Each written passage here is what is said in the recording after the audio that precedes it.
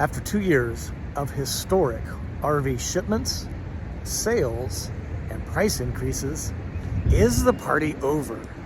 Lots are filled with RVs, showrooms are quiet, CEOs are making some warnings, are layoffs inevitable, and are prices going down for good? In this video, we examine why this is happening, what it means to you as a new RV shopper, a used RV seller, and a current owner of an RV. And I apply my crystal ball as a third-year full-time traveler in a camper van to give you what I think is going to happen and what it means to you, including recommendations.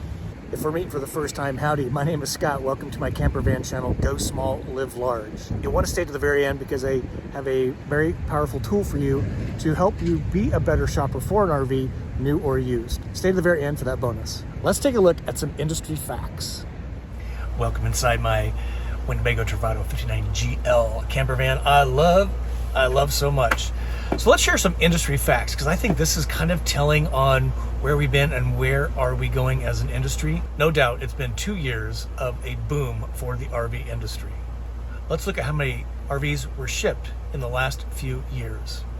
In 2020, 430,000 RVs were shipped. In 2021, just over 600,000 RV units were shipped. That is a 39% increase over 2020. If we look at 2022, in May, the last report I could find, May 2022, 50,500 units were shipped, which is a 2.6% increase over May 2021. And if we look at 2022, May year-to-date versus 21, it's an 11% increase in units shipped.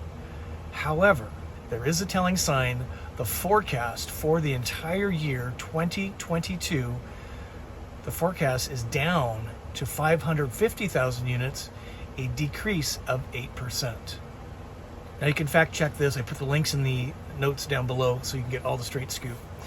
We don't make this stuff up. Some additional facts that are a little more anecdotal.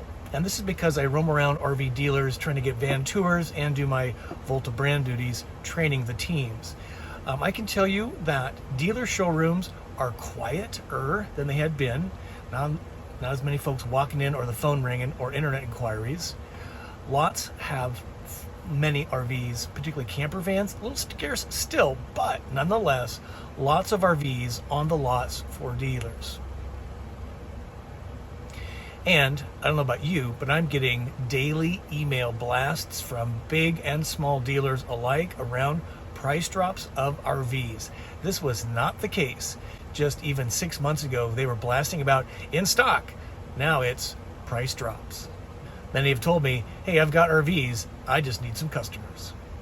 Well, let's not take my word for it. Let's take the CEO of Winnebago Industries, one of the biggest in the business, and see what he has to say about the current market and going forward. So looking at this article from the RV Press, CEO Michael Happ of Winnebago Industries has this to say. Winnebago has reached the peak of pricing the company can pass along to dealers and consumers. You can see that there in the yellow. Furthermore, he said Winnebago will not be able to roll back prices for the rest of the year.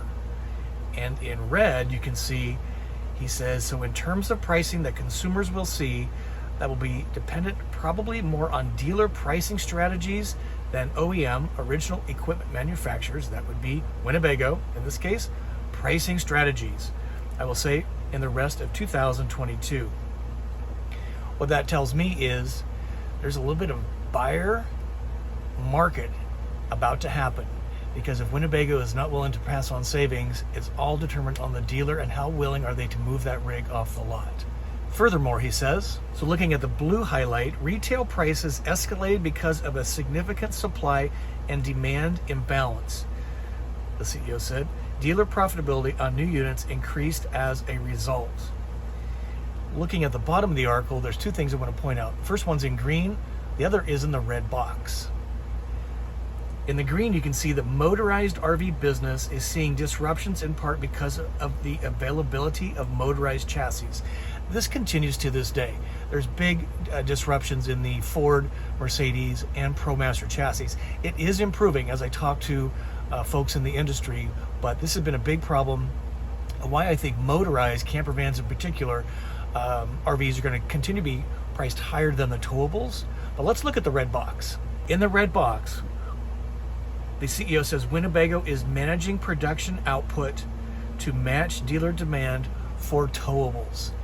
That means they're slowing production on the towables. That's how I read it. And slowing means we don't need as many bodies building towables. So are layoffs inevitable? Workday cutbacks? Don't know. But that to me is a red flag warning that slowdowns in production of certain RVs is happening probably soon. And looking at this article in Barron's, kind of a financial media outlet, let's take a look at this article. What they say here is, the headline reads, recreational vehicles aren't seeing demand pick up. Keep an eye on production. I'll call your attention to the yellow highlighted words here. One of their analysts drove through Elkhart, Indiana, where most of the RVs are made that are shipped into North America. What they said is he took pictures of extra units stored on farmland in Elkhart. While he found factory lots and storage yachts to be completely filled, he blamed cancellation on large dealer chains and RV sellers overestimating the demand, and so they had full yards of fully built RVs waiting for some dealer orders. And toward the bottom of the article, you can see that fuel prices are a very challenging environment, and he says that stocks took a beating. Let's take a look at that.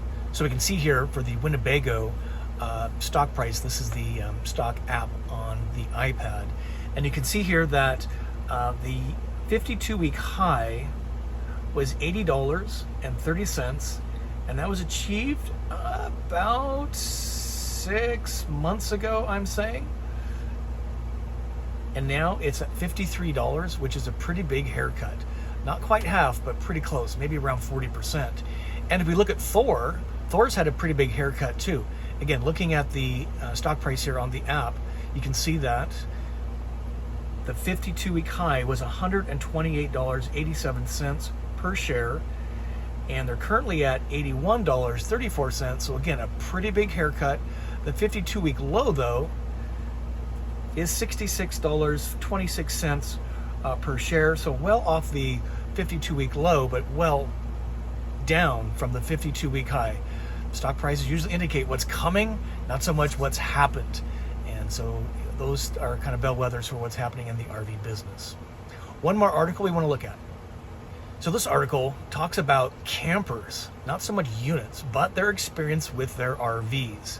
Looking at the headline here and the bar chart below it, you can see that new campers flooded the RVing lifestyle in 2021, but many are already unhappy. And here's a profile of the new camper, new to the RVing experience. You can kind of read that for yourself. There's a couple that pop out to me. Millennials largely are part of that new RVer. Most of them are pretty well heeled with an income of over $100,000. And one of the positive stats that I see is that non-white are new to RVing is 54% of that new RVer market are non-white. So I find that a very encouraging sign. Let's go deeper. So looking at the article, I've put some facts in color for you. So looking at the yellow highlight here, the article is saying the number of new campers in 2021 was actually down from the record of more than 10.1 million new families in 2020. And in red, what they're calling out here is that the North American Camping Report found that 4 in 10 campers reported having trouble with overcrowding in 2021. And this forced them to change the way they camp, and I can tell you I've experienced that myself. Furthermore, a full 48% of those surveyed said a large number of new campers has decreased the quality of their camping experiences, mostly taking away the very reason they begin to RV with. With 94 million households, Now identifying themselves as campers, a record 57 million families camped at least once in 2021. I guess dissatisfaction was inevitable. Last bit here in blue. 1/4 of new camping households, 24%, are at risk of not camping this year, the report found. They found at first blush that camping and RVing didn't live up to their expectations. So why is all this happening? Well, I think it's a few things. See if you agree with me or not. Comment below, of course. First thing, I think retail pricing of camper vans in particular have hit a ceiling. I was recently at a dealer, and the MSRP of a 2022, even /23 Winnebago Revel, MSRP $208,000. Now we know MSRP is kind of a fake price, and most dealers are discounting anywhere from 10, 20, even 30% off of that right off the bat. But still, if you're taking 20% off $208,000 on what starts with like a $67,000, $70,000 van, that's a pretty big increase. So I think in a lot of ways, the exuberance on the vans in particular have gone up to a point where people are just pausing and like, I've had enough. I'm going to wait for things to roll forward differently in the future. Second thing, without a doubt, fuel prices are crazy high, all-time high. Let's do a quick math example here with the graphic. You can see that if my trip is 500 miles round trip, and I average about 12 miles a gallon in the van, it's going to consume 41 gallons of fuel. I'm going to use gasoline as an example here because that's what my Travado burns, is Cremiel 87 octane gasoline in a 6-cylinder engine. So at $2.75 a gallon, it's $112 basically for that round trip.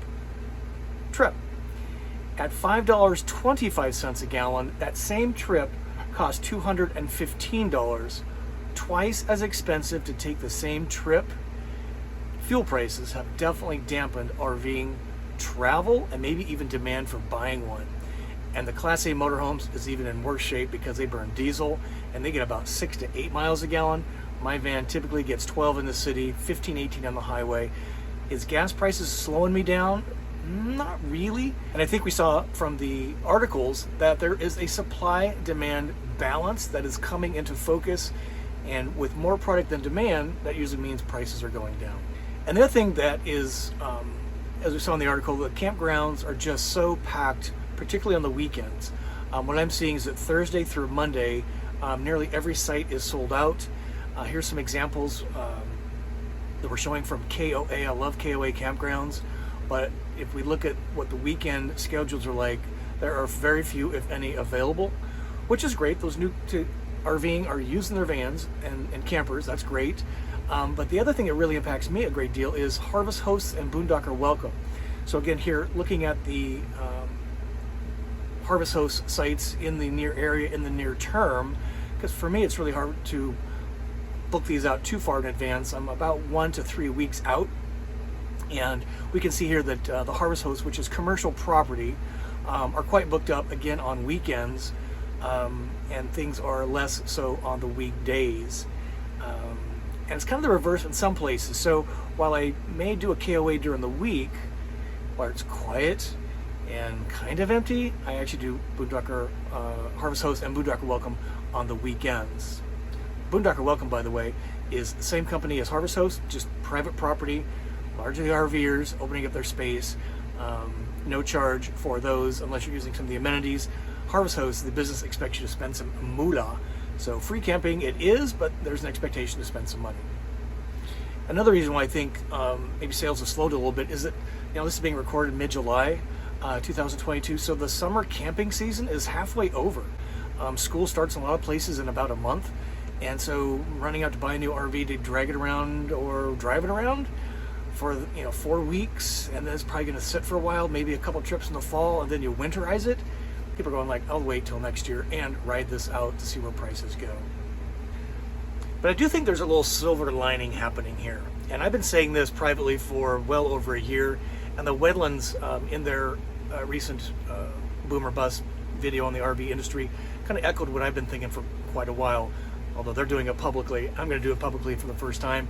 And I think the big producers of RVs, Thor, Winnebago, Jayco, maybe Forest River, the big guys, they've been pumping out product as fast as they can as supply of parts and chassis become available, hiring like crazy to fill that demand so they can get those units out as fast as possible. I think personally, quality has suffered. As I am in these rigs and dealers, I can see obvious manufacturing, I'll call them issues, that should never have left the factory to start with, because if I'm seeing it as a consumer in an RV, QA is a little lacking in that regard. So I'm thinking that quality may improve. The less experienced people are probably going to get let go if there's a slowdown, and the more experienced people are slowing the production lines because they don't need to rush those out the door as fast, which means improved quality overall for everybody. And the other thing I think we might see is more innovation coming, because I bet there's been a fair amount of pressure on those internal staff to find supplies, find alternative to suppliers, and get the floor plans already established out the door, and all energy was put on that to take advantage of the, to be honest, higher prices. And so the innovation teams may have things waiting in the wings but have not been rolled out because they're focused on getting rigs out the door. So I'm thinking innovation may be coming back. That is my hypothesis. As things start to slow down a little bit, they can spend a little more time on thinking new ways to build better floor plans and better rigs. Curious what you think about this. Comment below. So really, what does this mean to you? Whether you're a shopper for a camper van, RV, maybe you're a seller of your RV, or maybe you're a current owner. And again, stay to the end. I have a hot tip for you, and something you can grab to be a better shopper.